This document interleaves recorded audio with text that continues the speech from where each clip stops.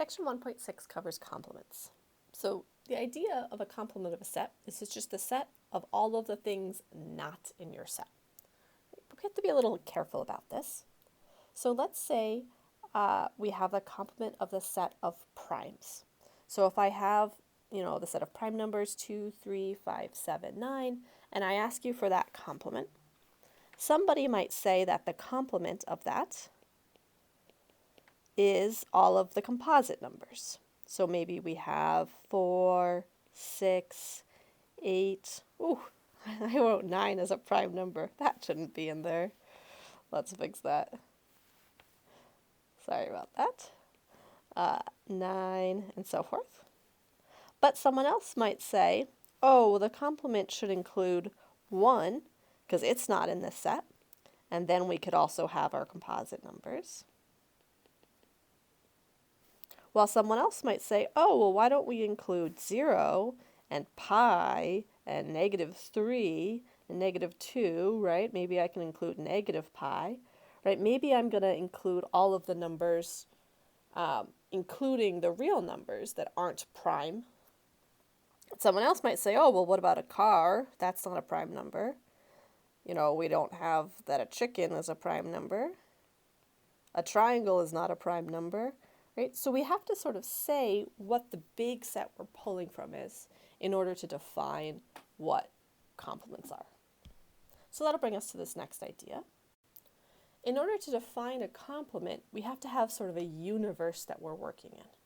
So that universe, we're just going to call it the universal set. So it's the big overarching set that I'm pulling from, and that will tell me that when I'm taking a complement, where I should look for my numbers. So with that, we can define our complement. So let A be a set with a universal set U. The complement of A, denoted A with a bar above it, or A with a little superscript or power of capital C, is the set where you take the universal set minus A. So in my example, if I said my universal set was going to be Z, maybe we'll say greater than or equal to 2. So integers greater than or equal to 2, which is usually where I'm working when I'm considering prime numbers. Then I could say that my primes,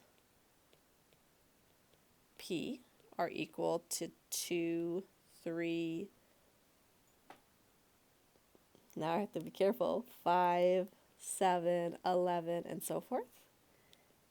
And then my primes complement will be the composite numbers because that's the universal set that I'm working in.